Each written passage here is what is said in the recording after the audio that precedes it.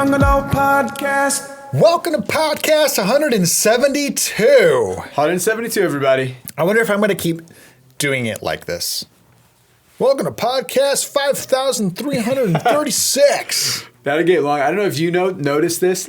I don't even know if the viewers notice it because of the camera angle that we picked for the opening shot. But I always do the numbers on my fingers. I do know that. You do that. I wonder if anybody else has noticed that. I don't. And you just said 5,000 something. Man, that seems like a really big number. 5,536. Yes. I don't know. I mean, strange to think about. That is odd to think that you could just kept doing this. Right. You eventually would be on podcast 1,000. Yeah. But then you think about, I don't know, how old would I be at that point? Yeah. Which that's kind of sad to think about. Let's get into our picks. Let's get into our podcast. Let's get into the picks. Come on, guys. We're all got the W this week. My goodness. Feels good. Feels good. Lions go out. It was weird because at the end of the game, the score was 34 or 35-24? No. Yeah, it was 35-24. I know we won by 12. I think maybe 36-24. Oh, it was 37 because we got the safety. That's right. I forgot about the safety. 24. 37-24. So, 10.5 point spread, and we beat them by 13. Yeah. So, yeah. But it felt like we should have beat them by even more. Well, at one point was it in the fourth quarter? We were winning 28-3. 28-3. Yeah. It was awesome. Great job with the Lions winning a game that the Lions should win. That was awesome. And we all got the W. But you know what? You know what's funny? So you know how my dad will usually throw in a little extra little bit. Okay. You know what I'm saying? He said, I think the Lions are going to look really bad week one. I think, Green Bay is going to beat us by at least 10 points or something like that. And then he kind of flipped it. He's like, I think we're going to whoop Chicago by 14 or more. Or whatnot. He usually adds a little thing like that.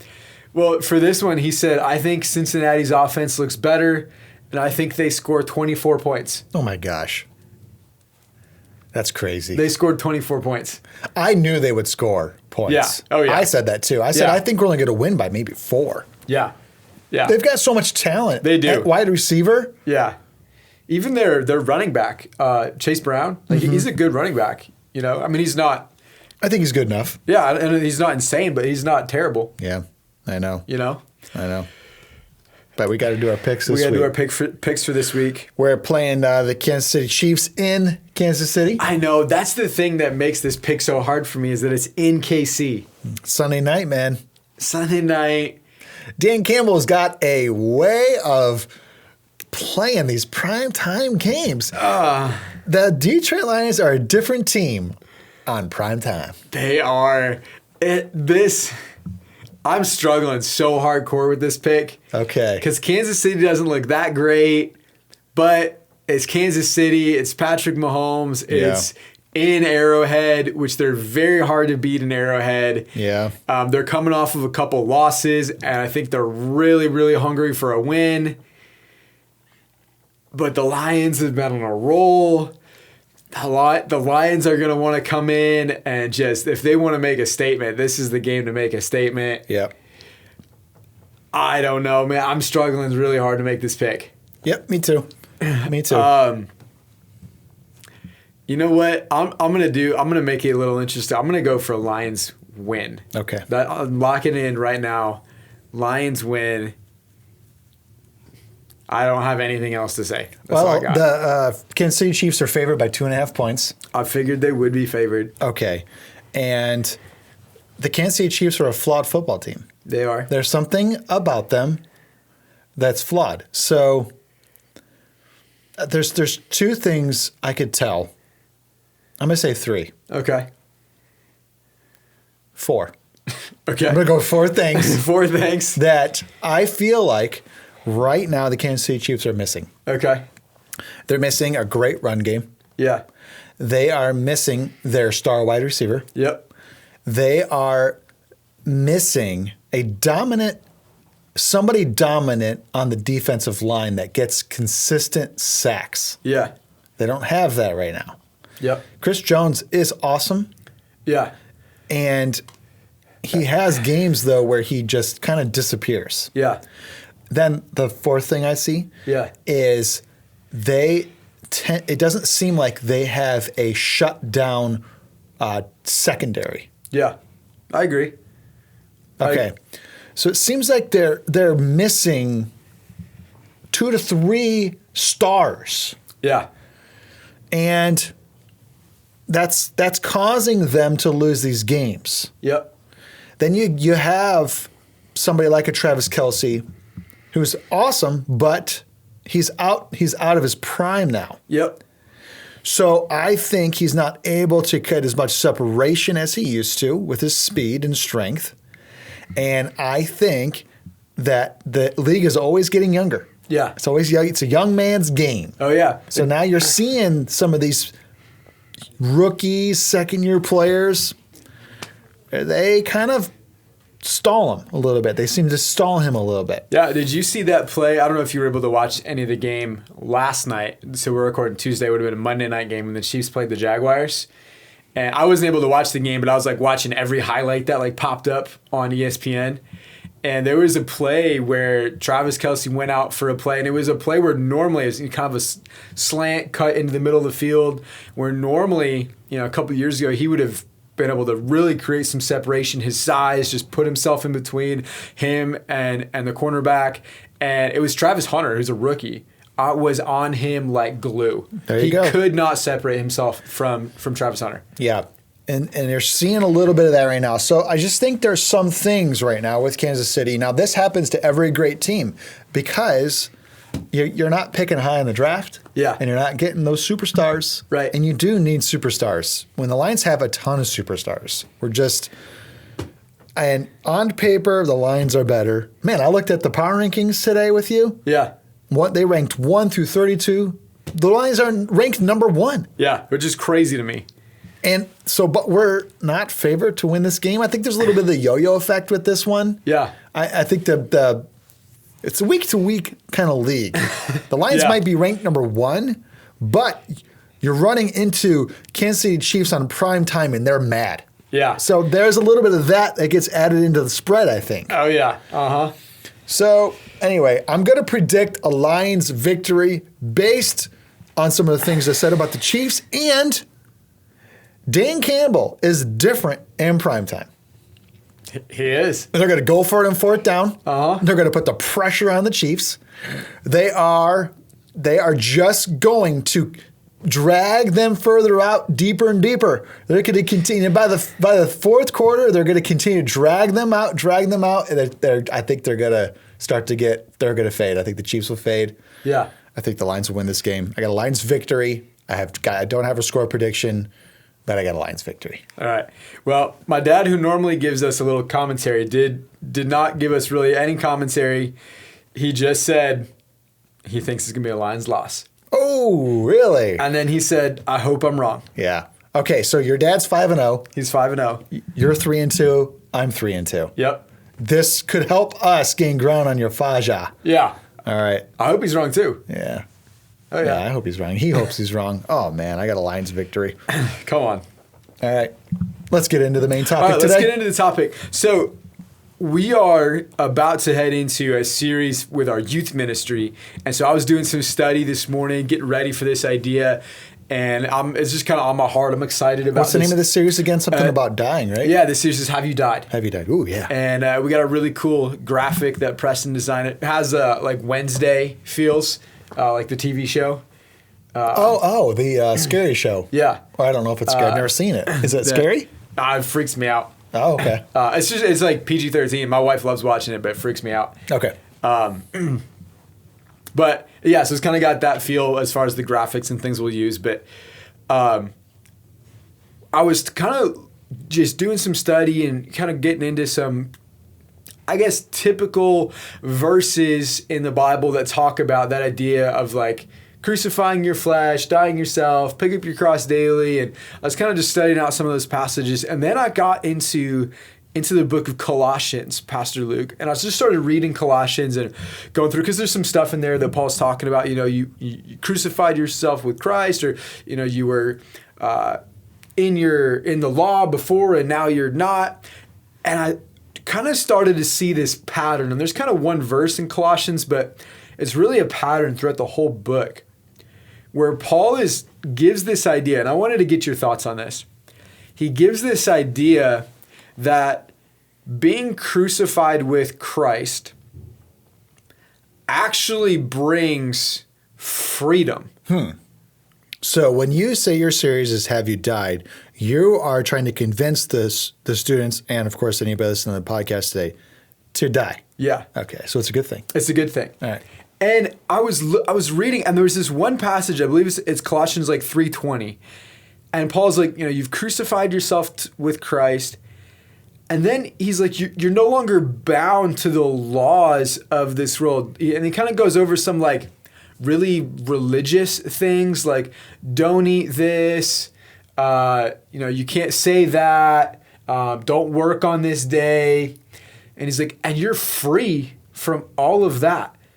And I think reading that, I think flips a lot of religious ideas kind of upside down, kind of flips them on its head, that so many people that I've talked with, Pastor Luke, who think that if I'm going to die to myself, if I'm going to live for God, if I'm going to live, like a Christian, that I will be a slave to these religious duties. Sure. That I have to do X, Y, and Z to get God to be pleased with me.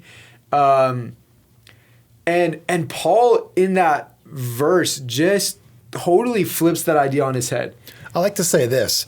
You've got to give up. Yeah. Give up everything. Everything you hold dear, give it up. Yeah. The best way to live our life is to let God run it. Yeah. Let God do it all. That's good. I like that. Yeah. How then do you make sure God is doing it all? It's more than, oh Lord, do this for me, do that for me, yeah. blah, blah, blah, blah. We could be saying all the right things, but in our heart and mind, we're not giving up anything to Him. Yeah. So think about right now, something that you hold precious and dear to you. If you're a student in school, it could be your reputation. Yeah. That's probably the one thing you hold most dear to you. Maybe there could be something that your friends even, right? Yeah. Oh, yeah. Oh, these are my friends to the end. These are my ride or dies. Yeah. And anything that we just have this personal, internal mine. Yeah. Mine. Yeah. God has no control. Yeah. God's not running any of that. Yeah. You must give up control completely. So if your reputation means everything to you, that's a big red flag. Yeah. Give it over to God. Come on. Stop it. Stop holding on to that. With parents, it's their children, it's their spouse. Come on. These children mean everything to me. Right. Oh, I see red flags. Yeah. Man. Because then it's exact opposite of what the Lord tells us to do with what are even our children. Yeah. Come on. Let them go. Yeah. Give them over to the Lord, like Abraham with Isaac. Yeah. Mary with Jesus. Yeah, man. Give them over to the Lord. I wonder if any of the parents of the disciples at one point in time after Jesus dies on the cross, grabs one of their boys, and says, "You're not doing this anymore. Right. I don't want you to die like that." Yeah, man. We don't know, but we don't know if that ever happened. Yeah. But what if that did happen and one of the disciples was like, "Okay, I'll listen to you, Mom and Dad." Yeah. Then you got a whole bad. That's bad. Yeah. It's bad. It sure is. It really is. Here's what happens when we don't give up. We don't let these things die. Yeah. Is we get in the way of everything good God wants to do. Yeah. We get in the way. Yeah. When you were talking, it reminded me of a message that I heard actually years ago at Acquire the Fire. It was... This is years ago. Yeah. Acquire the Fire. Wow. It's been a while since I've heard that. Yeah. You know? I only went to one ATF, which stands for Acquire the Fire. And it was... Shout out Ron Luce, by the way. I was in 8th grade. And I think it was the last year that like Ignited went to Acquire the Fire. Yeah, that was I was running Ignited. I became youth pastor. I took the kids to Acquire the Fire. Yeah. And then I was done. And I don't remember much of any of the messages, but I remember 2 things that the speaker said throughout the entire weekend, which I guess is pretty good for having it when I was in 8th grade. So I think that's pretty good, yeah. But one of the things that he talked about was this idea, and he said, imagine yourself on a set of monkey bars. And he said, if you want to go across the monkey bars, you have to let go of one of the bars.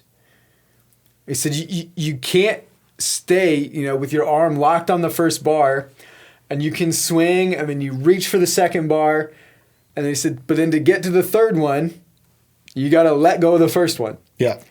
And he said, so many people, like, God has this awesome adventure that you can live if you would just surrender to God. He said, but they're not willing to let go of that first monkey bar. They're like, I got God, I got this plan that God has for my life, and that they're kind of holding on to the second bar, and like, we're going somewhere, but they're not willing to let go of that captain spot on the sport team, that reputation, their whatever. And he's like, and they just kind of hang there their whole life.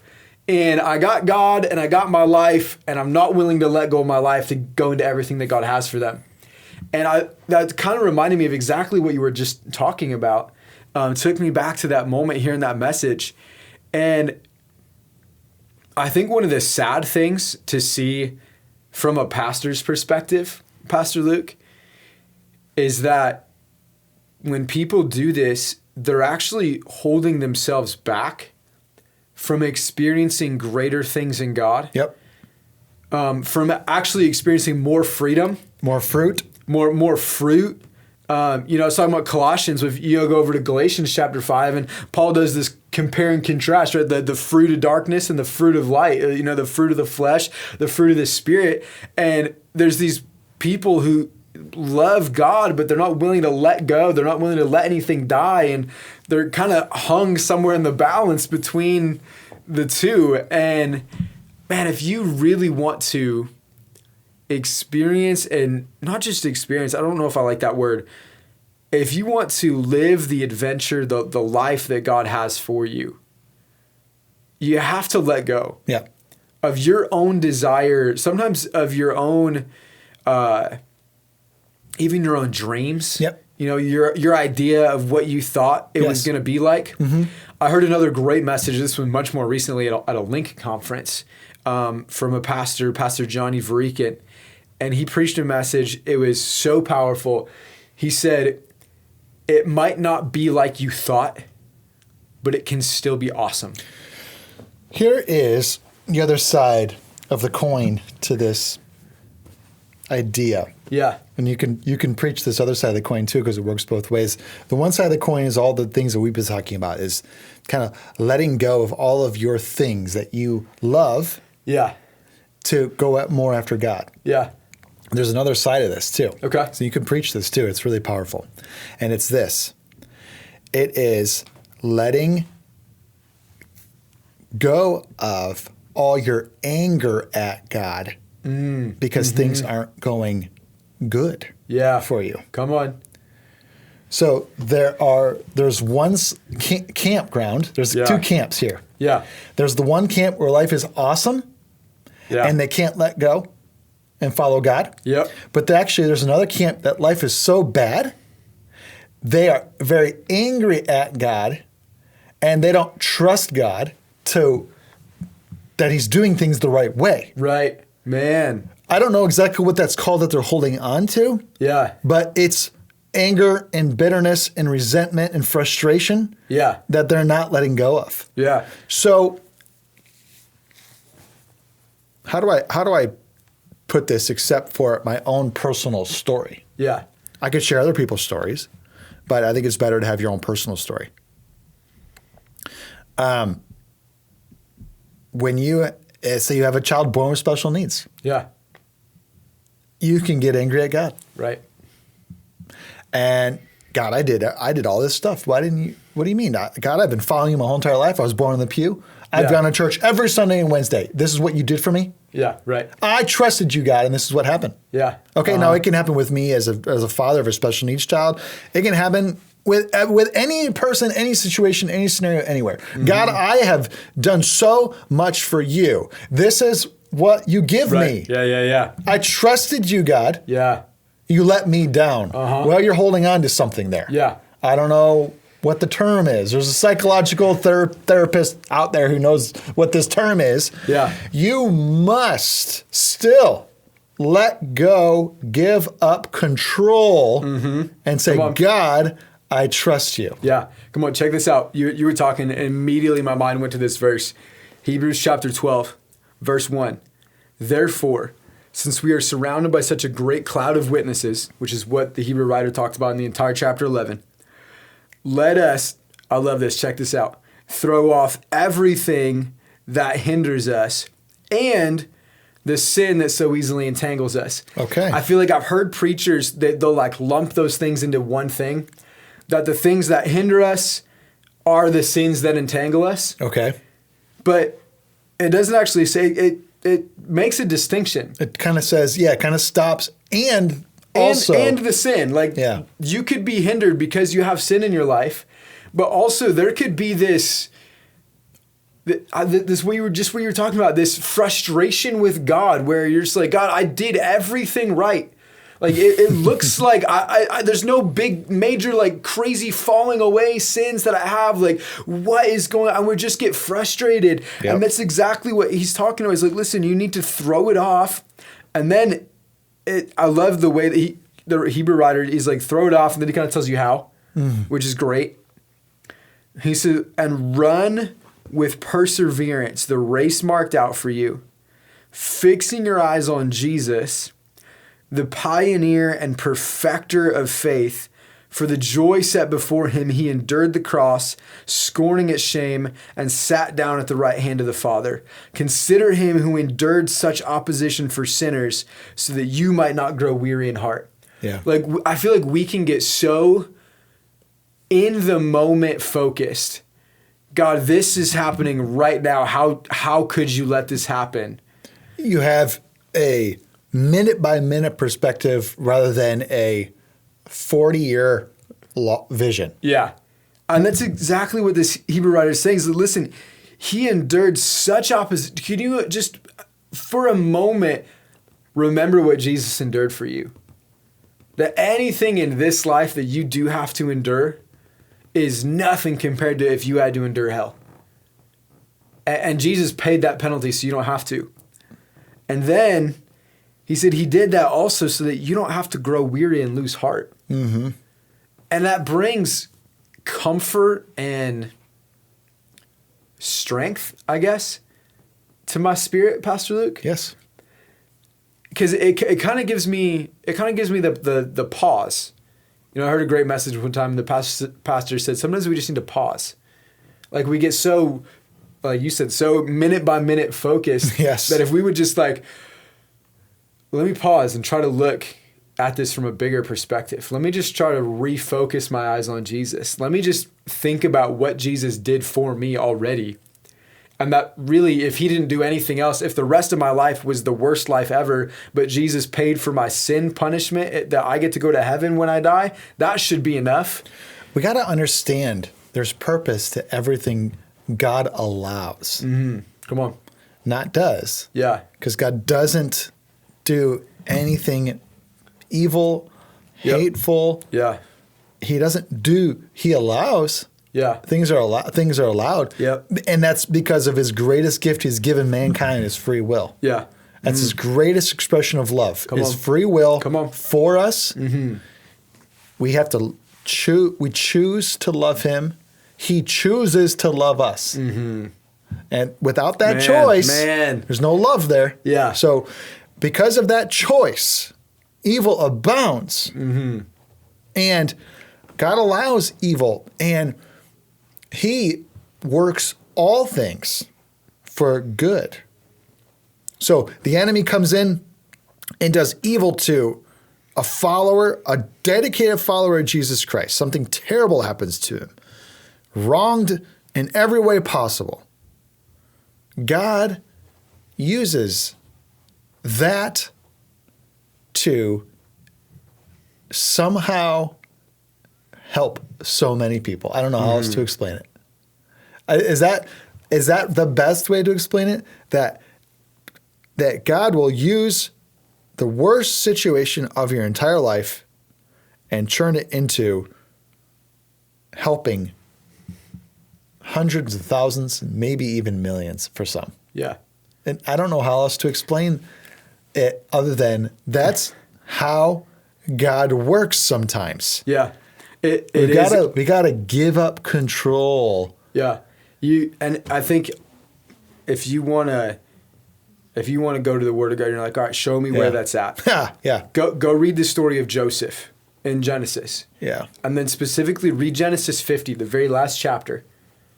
And Joseph talks about this.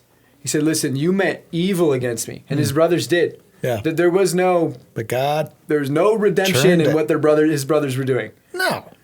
But God turned it for good. If they didn't throw him in the cistern, he would have never ended up in Pharaoh's court. That's right. But since he's in Pharaoh's court, he's able to save his brothers. That's how God works. That's how God works. And and I don't know, maybe that's an encouragement, but I think it is an encouragement. And it gives me I guess just a strength and a hope in my spirit, Pastor Luke, that God is in the middle of our hard times. You know, I was recently just preaching a message to I was on Glow Night, our big event that we just had last week with our youth. And the title of my message was all about darkness, you know, living in darkness, the darkest day in history. That was the title of my message. And I was just talking about, there's a verse in Isaiah, I can't remember, I think it's Isaiah 60 or 61, one of those two. You can go look it up. But it's a prophecy about God's people. And in the prophecy about God's people, it talks about like there will be darkness on the earth. Yes. But in the middle of the darkness, God will shine his light on his people. And it made me just kind of pause and think, like, God is so good and so knowledgeable, so wise, that he's not going to sit up in heaven and try to convince us that darkness doesn't rule the earth, that everything is rainbows and flowers and sunshine. And saying, listen, there will be darkness on the earth. We will experience darkness. But in the middle of that darkness, I'm going to shine my light on my people. And then in turn, you know, Matthew chapter 5, you can be the light of the world. And that's what God does. He takes the darkness, he can flip it, he can use it for good, he can take the things that the enemy meant for evil, and he can mean it for good. And if we can do exactly what the Hebrew writer said, man, I'm going to fix my eyes on Jesus. I'm going to remember what he did for me. It's going to give me a perseverance to run through the hard times and a hope to let go of all the things that I'm holding on to. Yep. You have to give up control, completely give up control. You have to. Because I have full faith and trust that God's plan is better than mine. It's way better. Yeah. It's way better. It's faster. Yeah. It gets you further. Come on. It's better. Yeah, it's just better. It's all around better.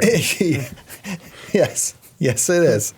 And God makes no mistakes. Come on. So you just, have you died yet? Are you like, right? Yeah. Have you died yet? Or it's time to give up? It's time to give up. Oh, man. I love it. All right, everybody. What was this podcast like? Oh, man. I don't know. It was like a... You got anything? What? You got one? I kind of have one. It's like this big piece of bread that's been baked with on the inside is like vegetables and meat. Oh, it's like a big calzone. There you go. Oh, yeah. It's like this big, thick bread. Big loaf of bread, but man, on the inside is packed. It's packed. Oh yeah, that's good. Flaky and crispy and buttery. You want and garlicky I want a calzone now. Parmesan cheese on it. Come on. Awesome. It's been great to be with you, audience. Bye. Catch you on the next one. Youth and Young Adult Podcast. Youth and Young Adult Podcast. Youth and Young Adult Podcast.